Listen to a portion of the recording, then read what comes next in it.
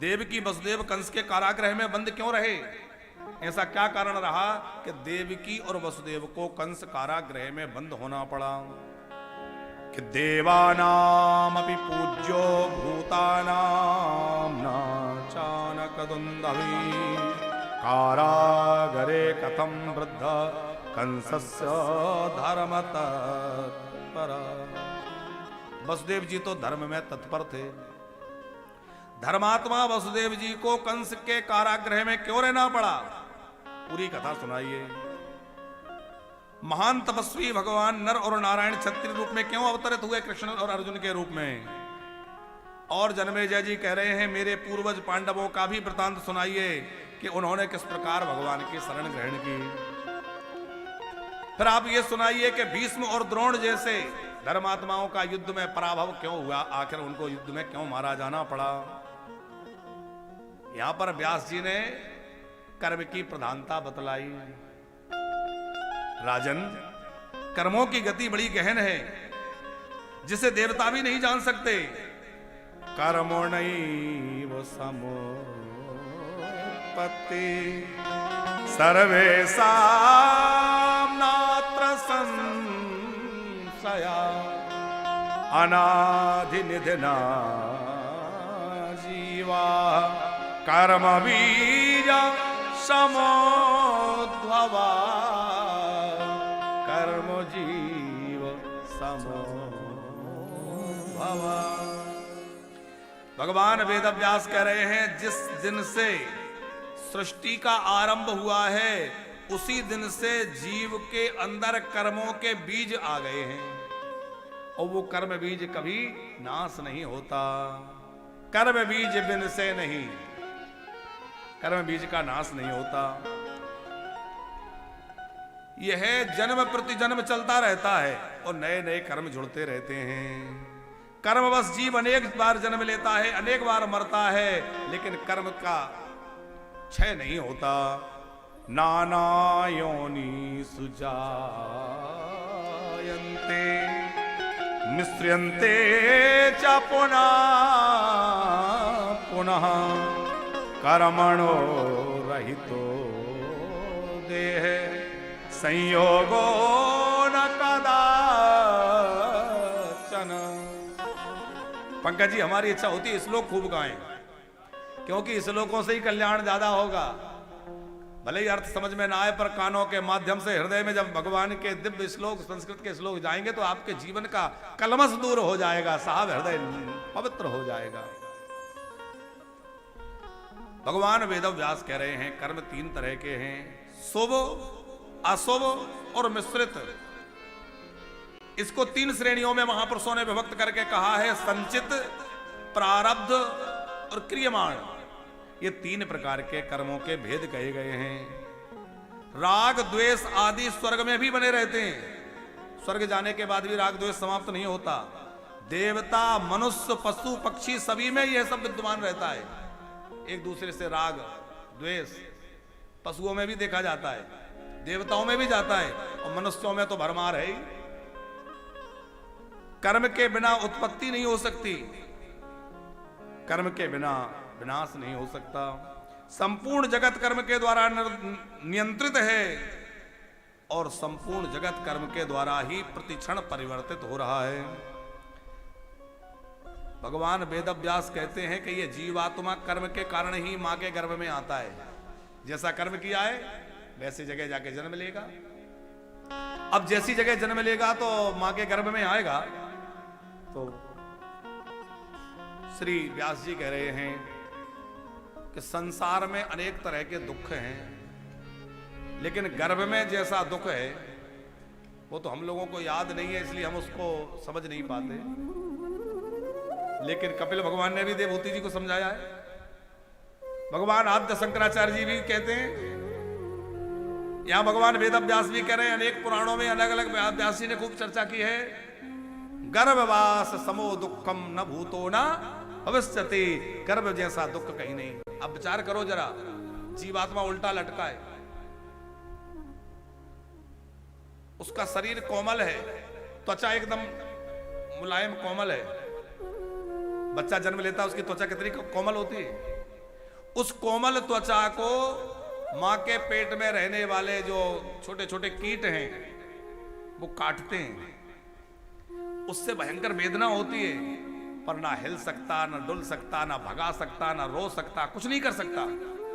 हाथ पैर बंधे हैं, उल्टा लटका है, और मां के द्वारा खाया हुआ खट्टा तीखा आदि जो है उसके शरीर को जलाने लगता है। मां ने चटपटा पा लिया, अब वो पेट में गया, उसकी कितनी कोमल त्वचा है। अरे आपको ऐसी त्वचा में भी मिर्च लग जाए तो कितनी तकलीफ होती है, और बालक की तो कितनी कोमल त्वचा पानी में पड़ा है, और उसके शरीर में जाकर वह तीखा गर्म अम्ल आदि जब लगता है तो बालक जो है दुख के कारण चीत्कार करने लगता है, लेकिन वह रो भी नहीं सकता। ना उसकी सुनने वाला कोई है, केवल परमात्मा के सिवा परमात्मा के। इसलिए वो किसको पुकारता है? व्यास जी कहते हैं वह कर्म बीज में पड़ा हुआ जीव प्रभु को पुकारता है। अच्छा पंकज जी, या एक बात समझने जैसी है, क्या कर्मों का कभी क्षय नहीं होगा? फिर तो ये यात्रा कभी रुकेगी नहीं। बहुत ध्यान से सुनिएगा, बीज जो होते हैं, चाहे गेहूं के बीज हों या किसी भी पेड़ के बीज हों, फल के बीज हों, एक बार अग्नि में भून दिया जाए तो अग्नि में भूनने के बाद उनकी अंकुरण शक्ति समाप्त हो जाती है। हमारे अंदर अनेक जन्मों के कर्म बीज पड़े हैं, इनको अग्नि में भूंजना पड़ेगा। वो अग्नि कौन सी है? बोले भगवत ब्रह की अग्नि। भगवान का ब्रह कब मिलेंगे? मेरे ठाकुर मुझे कब मिलेंगे? मेरी मां मुझे कब मिलेगी? मेरे प्रभु मुझे कब मिलेंगे? यह ब्रह की अग्नि जब हृदय में प्रकट होगी, भगवान ने गोपियों के साथ जो किया कि रास छोड़ के भगवान चले गए। अब रास छोड़ के क्यों गए ठाकुर जी? बोले कुछ कर्म बीज शेष थे, तो ठाकुर जी ने सोचा कि अग्नि बढ़ाई जाए। अग्नि बढ़ने से क्या होगा? कर्म बीज जल के समाप्त हो जाएंगे।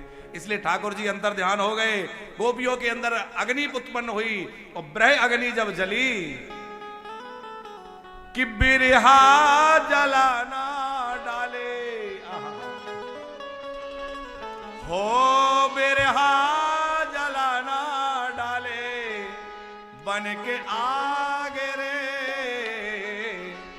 हर तेरे बिना जाऊं कहां ओ सांवरे, तेरे बिना जाऊं कहां ओ सांवरे, तेरे बिना जाऊं कहां ओ सांवरे, सांवरे तेरे बिना जाऊं कहां ओ सांवरे। हो भटकते रहेंगे हम तो ओके बावरे, भटकते रहेंगे हम तो होके बावरे, भटकते रहेंगे हम तो ओके बावरे, भटकते रहेंगे हम तो होके बावरे, तेरे बिना जाए कहां ओ सावरे, तेरे बिना जाए कहां ओ सांवरे।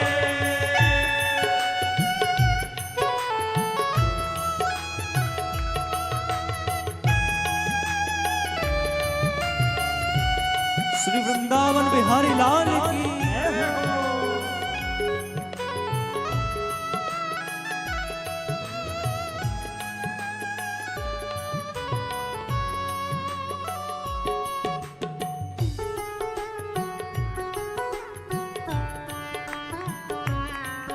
जय हो।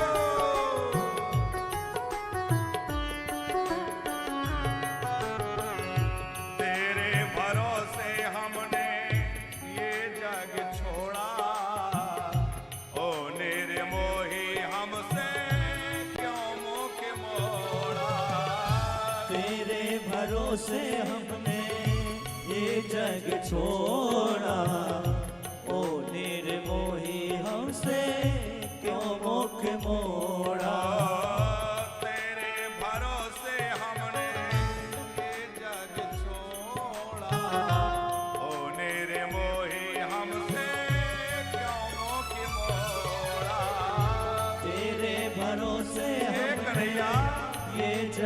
छोड़ा, ओ निर्मोही हमसे क्यों मुख मोड़ा। बिरहा जलाना डाले बन के आग रे, बिरहा जलाना डाले बन के आग रे, तेरे बिना जाए कहाँ ओ सावरे, तेरे बिना जाए कहाँ ओ सावरे।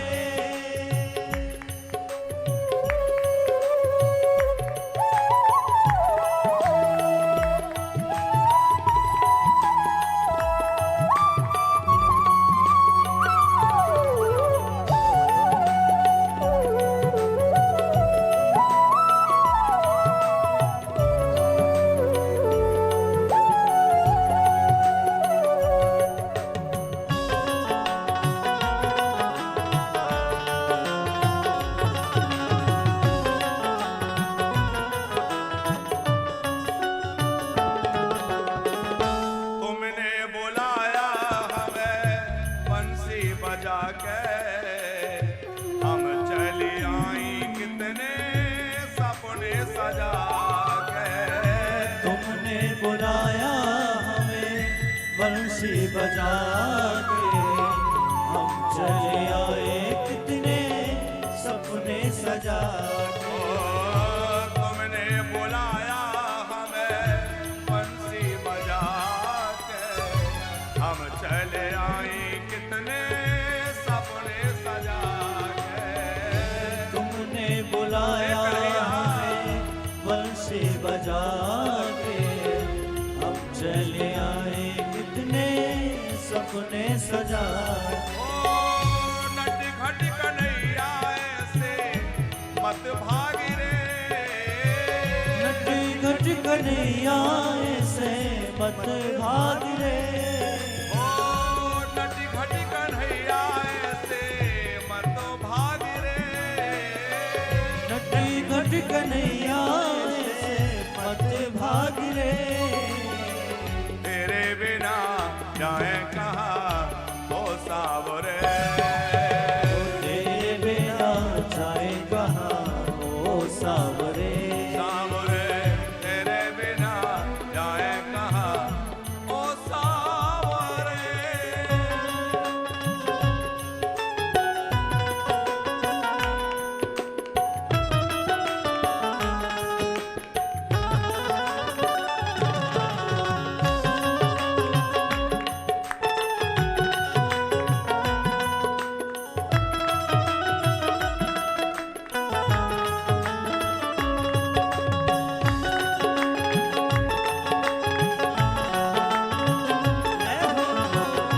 और तेरा वाली बात की जय हो।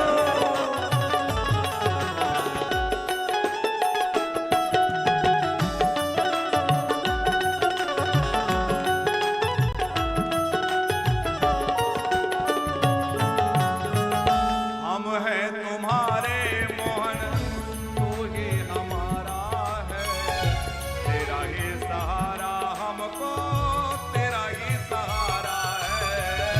हम हैं तुम्हारे मोहन, तू ही हमारा है, तेरा ही सहारा हमको, तेरा ही सहारा है। ओ, हम हैं तुम्हारे मोहन, तू ही हमारा है, तेरा ही सहारा हमको, तेरा ही सहारा है।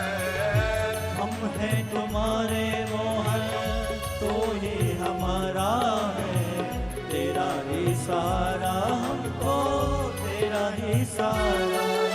ओ श्यामो शरण में ले ले यही भाव रे, श्यामो शरण में ले ले यही भाव रे, तेरे बिना जाए कहाँ ओ सावरे, तेरे बिना जाए कहाँ ओ सावरे।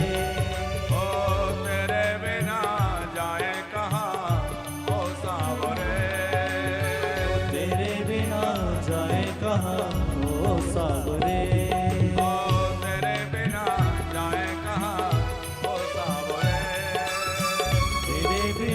जाए कहाँ ओ सावरे, ओ सावरे, ओ सावरे, ओ सावरे।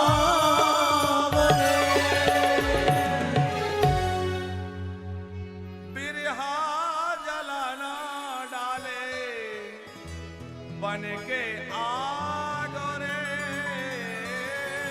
बिरहा जलाना डाले बन के आग रे। अरे तेरे बिना जाए कहाँ ओ सावरे।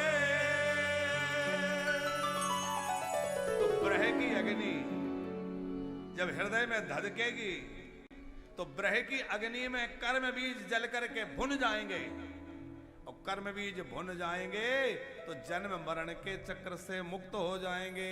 फिर बार बार जन्म, क्योंकि कर्मों का बीज ही समाप्त हो गया, जल गया, तो उसका फिर अंकुरण नहीं होगा। फिर सद्या मुक्ति जहां है वहीं से सीधा मुक्त हो जाएंगे। देवकी और वसुदेव को कारागृह में क्यों रहना पड़ा, वो वृतांत सुना रहे हैं श्री व्यास जी कि ये सब कर्मों का बंधन है। देवकी, वसुदेव, रोहिणी, इन सबको श्राप लगा हुआ है। किसका श्राप लगा है? बोले एक बार महर्षि कश्यप जो हैं वो वरुण देवता के पास गए। वरुण देवता के पास एक गाय थी, उनसे कहा कि आप हमें अपनी गाय यज्ञ कार्य के लिए दे दीजिए, हमें यज्ञ करना है, उसके लिए दूध, दही, घी आदि की आवश्यकता है, आप अपनी गाय दे दीजिए। वरुण देवता ने गाय दे दी, यज्ञ पूरा हो गया। कुछ दिनों तक वरुण देवता ने प्रतीक्षा की, अब लौट आएंगे, अब लौट आएंगे, शिष्टाचार है, कुछ दिन में लौटा देंगे। लेकिन कश्यप जी को लगा कि इतनी बढ़िया गाय मेरे घर में ही रहे तो कितना बढ़िया है। मन विचलित हो गया, नहीं लौट आई। वरुण ने आकर आग्रह किया कि मेरी गौ माता अपना कार्य सिद्धि होने के बाद मुझे लौटा दो। इन्होंने लौटाने में आनाकानी करते हुए नहीं लौटाई। वरुण देवता ने श्राप दे दिया कि तुमने मेरी गाय का हरण किया है, ये काम महर्षियों का नहीं है, ये स्वर्ग में होने वाला काम नहीं है, तुमने जो काम किया है वो मनुष्य लोक में होता है, इसलिए तुमको मनुष्य योनि में जाना पड़ेगा। तुमने मेरी गाय का हरण किया इसलिए तुम्हें गोपाल बनना पड़ेगा। और मेरी गाय जो है वो बछड़े से अलग हो गई, बछड़ा यहां रह गया, गाय को तुम ले गए, तो वो गाय बछड़े के लिए रमा रही है, बछड़ा गाय के लिए रमा रहा है। तो तुम्हारी पत्नी को और तुमको भी पुत्र का वियोग सहना पड़ेगा, तुम भी पुत्र वियोग में तड़पोगे। सापो मया विसृष्टोस्मै गोपालो भव मानुषे, गोपालो भव मानुषे। तुम्हारी पत्नियां भी दुखी रहेंगी, तुम्हें जो है मृतवत्सा तुम्हारी पत्नी हो जाएगी। मृतवत्सा समझते हैं? माने पुत्र जन्म तो ले लेकिन जन्म लेते ही मर जाता हो। जिस स्त्री का बच्चा जन्म तो लेता है पर जन्मते ही बच्चे की मृत्यु हो जाए उसको मृतवत्सा कहते हैं। तो तुम्हारी पत्नी जो होगी वो मृतवत्सा होगी, बच्चे जन्म लेते ही मृत्यु को प्राप्त कर जाएंगे। तुमने मेरी गाय को बंदी बना के रखा है तो तुम्हें भी कारागृह में बंद रहना पड़ेगा। उधर ब्रह्मा जी ने आके कश्यप ऋषि को फिर फटकार लगाई कि अब तो लौटा दो, क्योंकि ये लोभ सारे पापों की जड़ है। लोभ करने के कारण व्यक्ति अनेक पापों में फंस जाता है। वरुण की गाय वापस करो। तो ब्रह्मा जी की फटकार से लज्जित होकर के कश्यप जी ने वो गाय उनको वापस कर दी। ब्रह्मा जी ने भी उनको वहां श्राप दे दिया कि तुम दोनों पत्नियों के सहित यदुवंश में तुम्हें जाना पड़ेगा, वसुदेव जी को। तो ब्रह्मा जी का श्राप, वरुण देवता का श्राप लग गया। ब्रह्मा जी ने यहां बहुत अच्छी बात एक कही है कि लोभ जो है वो सारे पापों का मूल है। एक जगह कोई पूछ रहा था कि पाप के बाप का नाम क्या है। अच्छा, आप लोग बता सकते हैं पाप के बाप का नाम क्या है? कौन कौन जानता है पाप के पिताजी का नाम? नहीं जानते? आचार्य जी, क्या नाम, पंकज जी, एक विद्वान पढ़ करके काशी से आए, बालक पढ़ने गया था, मेधावी बनकर के लौटा, पढ़ लिख कर वेद वेदांग का निष्णात, पिताजी ने घर लौटने पे पूछा, अच्छा बेटा तुम सब पढ़ आए? बोले सब सीख लिया, सारे षडांग वेद मैंने पढ़ लिए। अच्छा ये बताओ कि पाप के बाप का नाम क्या है? अब वो सर खजुलाने लगा कि गुरुजी ने सब कुछ पढ़ाया, वेद व्याकरण सब पढ़ा, पर ये कहीं नहीं पढ़ा पाप के बाप का नाम क्या है। बोले जाओ पहले ये पता करके आओ, तभी मैं तुम्हें रखूंगा, तभी मानूंगा तुम्हारी शिक्षा पूरी हो गई। अब वो जहां जाए, गुरुकुल में गया, तमाम जगह गया, कई गुरुओं के पास गया, कोई बताने तैयार नहीं, भटकते भटकते परेशान हो गया। एक जगह निकल रहा था, किसी गणिका की नजर पड़ गई, अरे ब्रह्मचारी जी जल पी लीजिए। कहां जा रहे? बड़े परेशान दिख रहे। देवी क्या बतलाऊं, मेरे पिताजी ने प्रश्न ही ऐसा पूछ दिया, कोई उत्तर ही नहीं मिल रहा है। क्या पूछा है? बोले वो पूछ रहे हैं बाप, लोभ के बाप का, पाप के बाप का नाम क्या? पाप के बाप का नाम क्या है? पाप के बाप का नाम बोले नहीं मिला। बोले अभी तक तो नहीं मिला।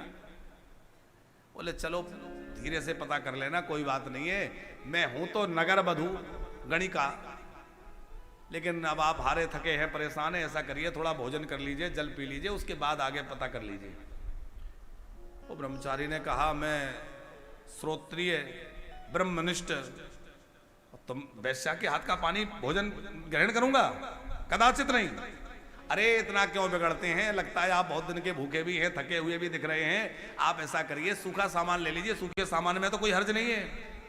नहीं मैं नहीं लूंगा, तुम्हारा अशुद्ध धन है।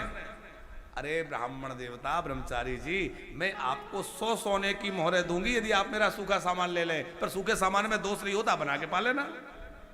अच्छा ठीक है, सूखा सामान लूंगा, अलग चूल्हा बना के बनाऊंगा, कोई बात नहीं, अब जहां बनाना है बगीचे में बना लेना।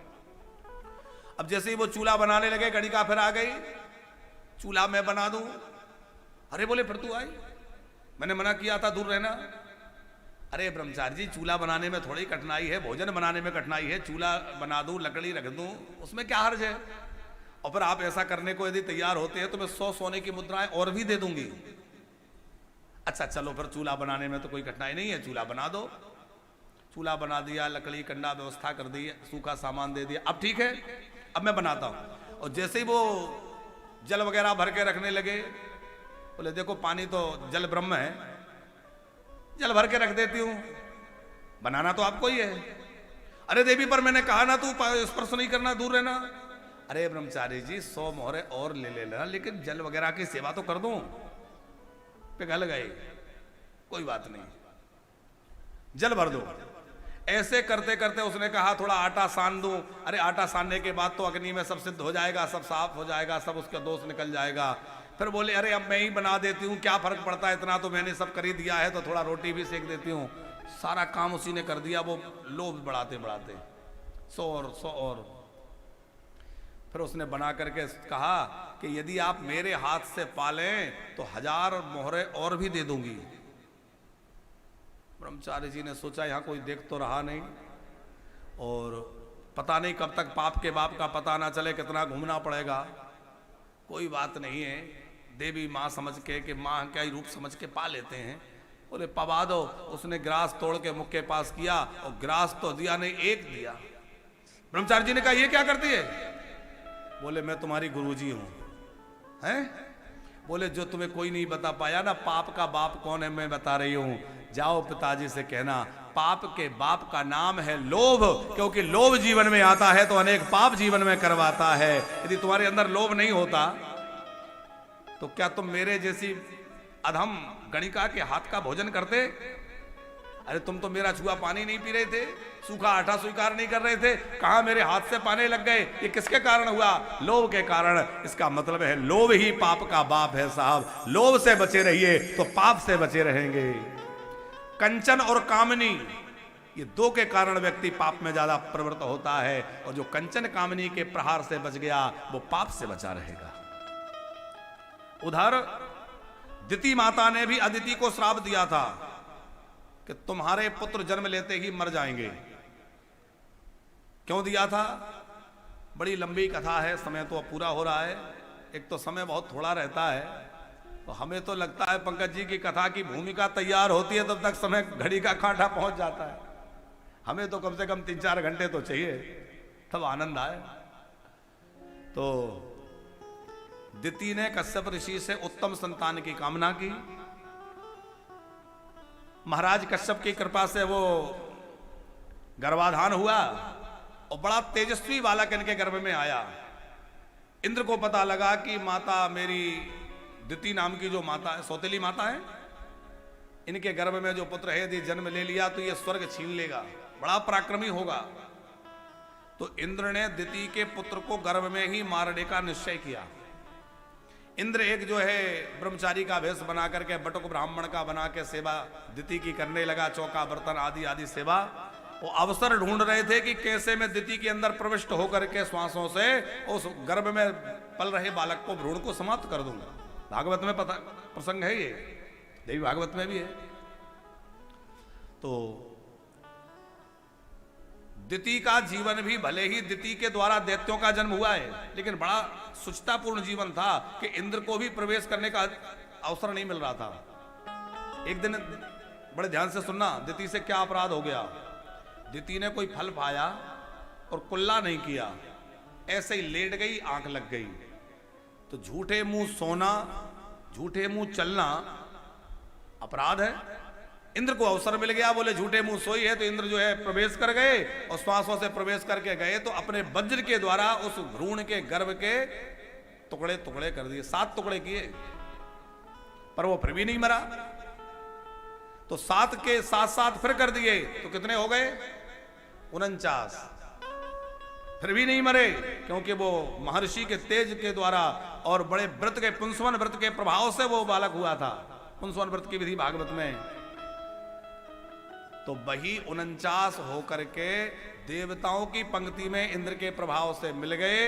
दिति पुत्र होते हुए वो देवता कहलाए और वो 49 मर्दगण कहलाए। हरि प्रेरित ते अवसर चले मर्द 49, वो मर्द 49 जो है वो दिति के वही पुत्र हैं। दिति ने जाना कि इसने मेरे गर्भ को खंडित करके मेरे पुत्रों को इसने मारना चाहा, तो दिति ने अदिति को श्राप दे दिया कि तूने अपने पुत्र के द्वारा मेरा गर्भ नष्ट करवाया, तो मैं भी तुझे श्राप देती हूं कि तेरे बच्चे जन्म लेते ही मर जाएंगे। इसलिए देवकी के 6 पुत्र जन्म लेते ही मृत्यु को प्राप्त हो गए। उधर कश्यप जी ने क्रोधित दिति से कहा, 28वें द्वापर में तुम्हारा श्राप सफल होगा। हमें वरुण का भी पहले श्राप लग चुका है, हम 28वें द्वापर में हम लोग जो है देवकी वसुदेव बनेंगे, तुम्हारा श्राप वहीं सार्थक होगा। जन्मेजय ने पूछा कि इंद्र ने ऐसा अपराध क्यों किया, वो तो देवताओं के राजा हैं। गर्भे प्रविश्य बालस्य हननम दारुणम किला सेवा निमिषे मातुश्चो कृत्वा सपदमद्भुतम। आखिर ऐसा क्यों हुआ। व्यास जी ने कहा कि ये भगवती की माया का प्रभाव है। भगवान की माया के वशीभूत होकर सब संसार नाच रहा है। भगवान की माया, भगवती की माया तृण से लेकर ब्रह्मा पर्यंत सबको व्याप्त होती है, सबको अपने वशीभूत करती है। काम, क्रोध, लोभ, ये सब जो शत्रु हैं, ये माया से प्रेरित होकर जीव को नचाते हैं। माया के कारण जीव नाच रहा है। अच्छा, माया से बचना है तो क्या करें, बोले मायापति का आश्रय ले लो। और मायापति कौन है, हमारे ठाकुर जी। अच्छा, आप कभी भी अपनी परछाई को पकड़ने के लिए भागे, कोई कितनी भी तेज रफ्तार से भागे, कभी अपनी परछाई को पकड़ सकता है, नहीं पकड़ सकता। और आप विपरीत दिशा में भागने लगी है जिधर सूर्य है, तो क्या होगा, जिस परछाई को पकड़ने भाग रहे थे वो पीछे पीछे चल देगी। उसी प्रकार परछाई की तरह माया है, जितना इसके पीछे भागोगे ये और आगे भागेगी, और इसको छोड़ के आप भगवान की ओर बढ़ने लगेंगे तो सारी माया आपके पीछे हो लेगी। जैसे परछाई पीछे चलती है, सब दुनिया आपके पीछे हो जाएगी। और भैया, माया को खूब जीवन भर भजा, लेकिन जब अवस्था आ जाए तो फिर माधव को भजे। देवकी वसुदेव जी के जन्म की कथा सुनाते हुए भगवान वेदव्यास जी कह रहे हैं, मनुष्य के 3 सबसे बड़े शत्रु हैं। कौन कौन है, काम, क्रोध और लोभ। कामः क्रोधश्च लोभश्च वैरिणो बलवत् शक्तया। बड़े बलवान शत्रु हैं ये तीन। भगवान की प्राप्ति के तीन मार्ग हैं मुख्य रूप से, ज्ञान मार्ग, कर्म मार्ग, भक्ति मार्ग। ज्ञान मार्ग में क्रोध बाधा उत्पन्न करता है। जो ज्यादा ज्ञानी हैं, विद्वान हैं, उनको क्रोध भी जल्दी आता है। ज्ञान मार्ग में क्रोध बाधक बनता है। हमारे वृंदावन के एक बड़े विद्वान हैं, आजकल खूब चर्चा में है, श्रद्धेय श्री निग्रहाचार्य जी महाराज है। सबका निग्रह कर देते हैं। तो विद्वानों के साथ बड़ी कठिनाई है। गुस्सा नाक भाई रखिए, जरा कोई कुछ कह दे तो फिर वो बड़ी बड़ी वीडियो बनाते हैं। तो ज्ञान मार्ग में क्रोध बाधा बनता है। कर्म मार्ग में कामनाएं बाधा बनती है। कर्म मार्ग में थोड़ी सी पूजा उपासना करो और थोड़ी सी पूजा उपासना आराधना करी तो अनेक कामनाएं मन में आ जाएंगे। हे मैया ये हो जाए, हे मैया वो हो जाए, हे मैया ये भी करवा देना, हे मैया वो भी करवा देना। तो वो सब कर्म चौपट हो गया, यही समाप्त हो गया। भगवान कहां से मिलेंगे? कर्म मार्ग में कामनाएं बाधक बनती हैं और भक्ति मार्ग में लोभ बाधक बनता है। हम भक्ति तो कर रहे हैं लेकिन देख रहे हैं, अरे अब भगवान को ही तो पिनाना है, थोड़ा सस्ते वाला दे दो। अरे पूजा का घी चाहिए, कोई खाने वाला थोड़ी चाहिए। हमने पहले दिन कहा था पंकज जी, पूजा का घी 100 रुपए 150 रुपए किलो और खाने वाला घी 600 रुपए से लेके 6000 तक है। बड़ी विचित्र स्थिति है। तो भगवान की पूजा में, भक्ति में लोभ बाधक बनता है। लोभ के कारण व्यक्ति सोचता है कोई बात नहीं है, अमरूद पिलपिला हो गए, ठाकुर जी को चढ़ा दो। ये भक्ति नहीं है, ये चालाकी है। भक्ति में लोभ बाधा उत्पन्न करता है। बुद्धिमान को चाहिए सबसे पहले द्रव्य की शुद्धि करे। पूजा करें, यज्ञ करें, अनुष्ठान करें, उसमें जो धन का प्रयोग हो रहा है वो शुद्ध धन होना चाहिए। उल्टी पुल्टी कमाई का पैसा लाके धर्म में लगाओगे तो ये बिल्कुल भ्रम में मत रहना कि हमारा काला सफेद हो जाएगा। काला वाला कभी ब्लैक मनी शुद्ध होने वाली नहीं है उससे। श्री व्यास जी महाराज कह रहे हैं, प्रथम द्रव्यम शुद्धिश्च दृष्टया व्यवोदय किल, दृष्टया व्यवोदय। पहले तो द्रव्य की शुद्धि करें। प्रत्येक कर्म में मन की शुद्धि की बड़ी आवश्यकता है। मन जब तक शुद्ध नहीं होगा कर्म की सार्थकता नहीं होगी। ब्रह्मा जी के हृदय से धर्म उत्पन्न हुआ है और ब्रह्मा जी के पीठ से अधर्म उत्पन्न हुआ है। दक्ष महाराज की 10 कन्याएं हैं, जिनमें से 4 उत्पुत्र उत्पन्न हुए। दक्ष महाराज के कन्याओं में से 10 कन्याएं जो है धर्म को ब्याही गई। धर्म को जो कन्याएं ब्याही गई उनके यहां भगवान के 4 अवतार हुए, हरि, कृष्ण, नर और नारायण। ये कथा देवी भागवत में प्राप्त होती है।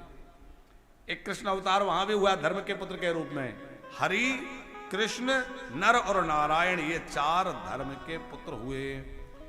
नर नारायण हिमालय पर जाकर के और बद्रिकाश्रम में तप कर रहे थे। उनको कठोर तप देख करके और इंद्र भयभीत हो गया। इंद्र को लगा कि कहीं मेरा सिंहासन ना छुड़ा लें। इंद्र ने जाकर कहा वरदान मांगो। इन्होंने कहा हमें तुमसे कुछ नहीं चाहिए। इंद्र लज्जित होकर लौट आया।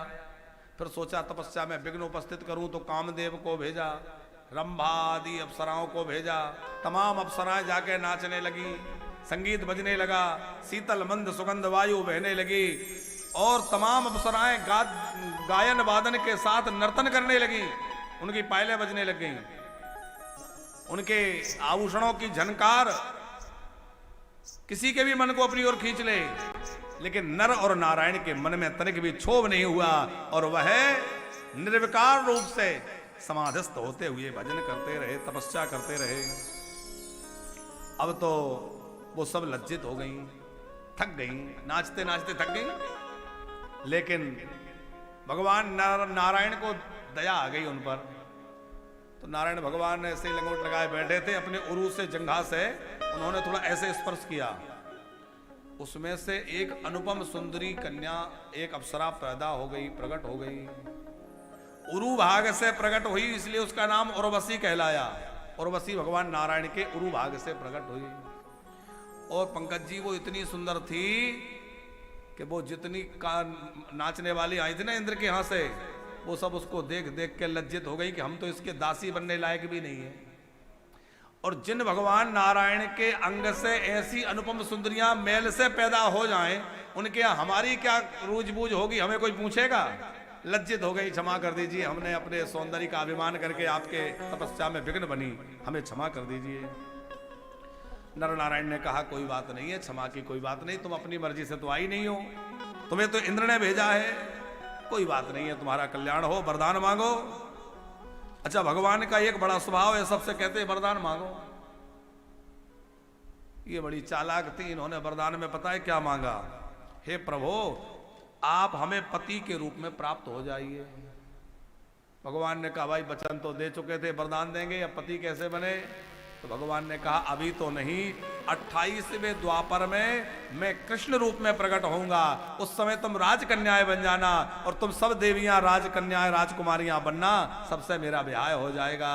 तो वो ही जो है इंद्र की जो अप्सराएं थीं, वो अलग अलग राजाओं की बेटियां बन के राजकुमारी बनी, और वही 16,050 की संख्या उनकी वहां कही गई है देवी भागवत में। 16,050 जो रानियां हुई वो ही थी, उनसे विवाह हो गया।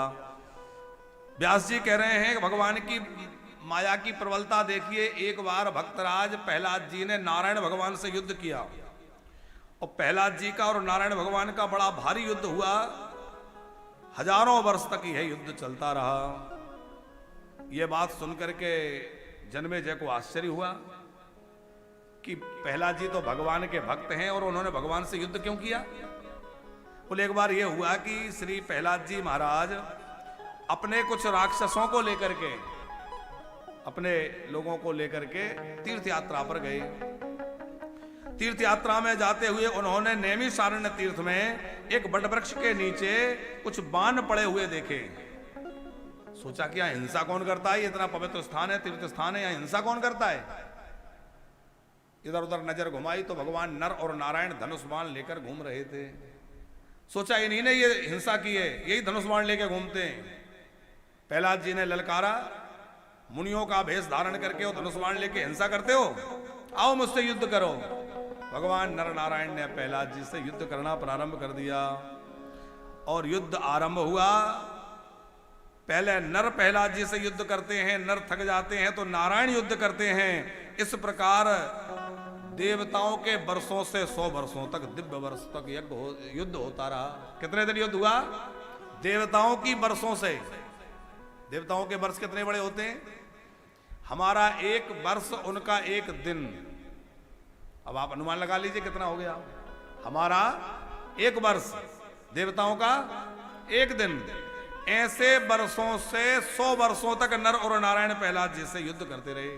अब प्रहलाद जी भी कोई कम पराक्रमी नहीं होंगे जो उनसे, दोनों भाइयों से, नर नारायण से सामना कर रहे हैं। वहां भगवान विष्णु प्रकट हुए। उन्होंने कहा ये नारायण मेरा ही स्वरूप है, तुमने पहचाना नहीं? अरे भक्तराज प्रहलाद, अब युद्ध बंद करो। भगवान की स्तुति प्रहलाद जी ने की। ये क्यों हुआ? बोले एक बार प्रहलाद जी के मन में कुछ दुराग्रह आ गया था। भगवान की पूजा में प्रहलाद जी बैठे थे और नारद जी आए, तो इन्होंने नारद जी को, संत को महत्व ना दे करके और अपने सेवकों से कहलवा दिया कि इस समय कह दो कि वो पूजा कर रहे हैं। नारद जी से कहा थोड़ी देर रुकें। होना ये चाहिए कि कोई संत अतिथि द्वार पर आए तो सारे काम छोड़ के तो अवगवानी करे, लेकिन यदि भगवान की पूजा भी कर रहे हैं तो उसको भी छोड़ सकते हैं और पहले अतिथि का सत्कार करें, गुरु का सत्कार करें। प्रहलाद जी से अपराध हुआ था, इस कारण उन्हें भगवान से युद्ध करना पड़ा। उनकी बुद्धि विपरीत हो गई थी। उसके बाद इंद्र वहां आया, लज्जित हो गया। भगवान नर नारायण ने कहा कोई बात नहीं है, लज्जित होने की बात नहीं है। अब हम इन अप्सराओं को जो वरदान दिए हैं कि तुम्हारे पति बनेंगे, तो मैं नारायण ही कृष्ण बनूंगा और जो नर हैं वो ही अर्जुन बनेंगे, और 28वें द्वापर में हम लोग लीला करेंगे। जन्मेजय ने श्री कृष्ण जन्म की कथा पूछी, भगवान का जन्म कैसे हुआ। तब जो है बड़ी सुंदर कथा कह रहे हैं श्री व्यास जी महाराज। पृथ्वी पापियों के भार से व्याकुल हो गई, देवराज इंद्र के पास गई। इंद्र ने कहा हम तो खुद ही दुखी हैं, हम क्या करें, हम सब लोग ब्रह्मा जी के पास चलें।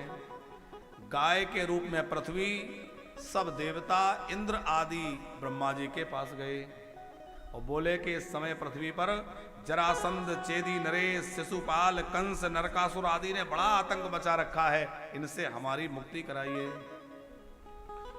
इंद्र ने ब्रह्मा जी से खूब प्रार्थना की। ब्रह्मा जी बोले मेरा सामर्थ्य नहीं है, हम लोग भगवान विष्णु के पास चलें। सब विष्णु लोक को गए। सहस्त्र शीर्षास्त्वसी सहस्त्राक्षा सहस्त्रपात त्वं वेदा पुरुषः पूर्वा देव देव सनातनम। हजारों हाथ पैर वाले भगवान सहस्त्र शीर्षा भगवान श्री हरि का सब देवताओं ने मिलकर वंदन किया। भगवान विष्णु बोले मैं स्वतंत्र नहीं हूं। शंकर जी, ब्रह्मा जी, सूर्य, इंद्र, वरुण, अब ये सभी के सभी किसके अधीन हैं? भगवती योग माया के।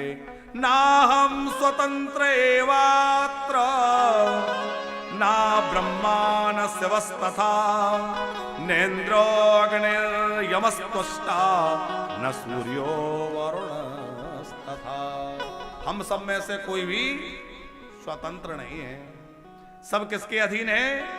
परम मां भगवती योग माया के सब अधीन है, उन्हीं का आश्रय लेना चाहिए। सभी ने देवी का ध्यान किया, स्तुति की, भगवती प्रकट हो गई। देवताओं ने सन्मुख माता को देखकर मां की स्तुति प्रारंभ कर दी।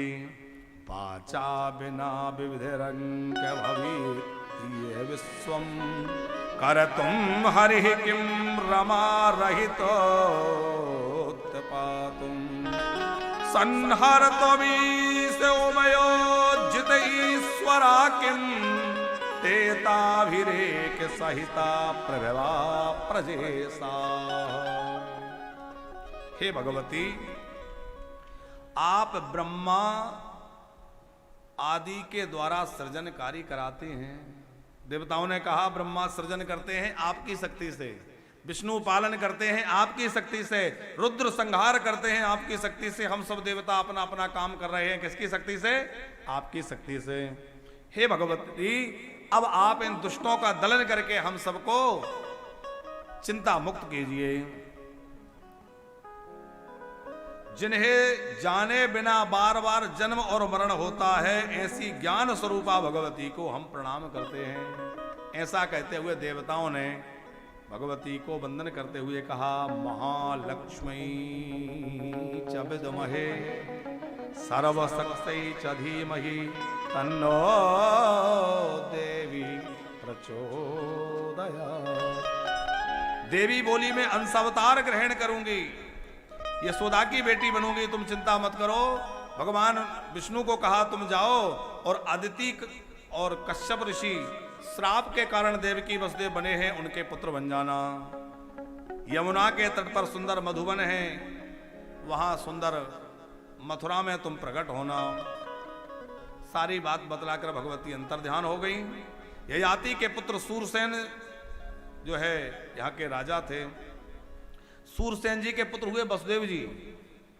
अच्छा, वसुदेव जी ने राज्य वृत्ति को ग्रहण नहीं करके वैश्य वृत्ति को ग्रहण किया गौपालन के लिए, इसलिए वैश्य कहलाए हैं, तो क्षत्रिय, लेकिन इन्होंने वैश्य वृत्ति का पालन करते हुए गौ सेवा करना स्वीकार किया।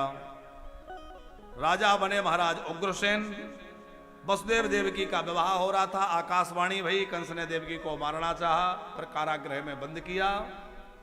6 पुत्र हुए, कंस ने मार डाले। जन्मेजय जी ने पूछा कि ये 6 पुत्र कौन थे और कंस ने क्यों मार डाले? बोले देखो, एक तो ये है कि देवकी को श्राप था कि तुम्हारे बच्चे जन्म लेते ही मर जाएंगे, इसलिए इनकी मृत्यु हुई। दूसरा, ये 6 कौन थे इस पर ध्यान से सुनेंगे। स्वयंभो मनवंतर में मरीचि और ऊर्जा नाम के 6 पराक्रमी पुत्र थे। किसके? मरीचि ऋषि और ऊर्जा देवी के, पूर्णा देवी के 6 पुत्र थे। एक बार इन्होंने ब्रह्मा जी का उपहास कर दिया तो ब्रह्मा जी को थोड़ा रोष आ गया, श्राप दे दिया कि तुम असुर बनो। तो ये 6 हुई काल नेमी के पुत्र बने, असुर बने।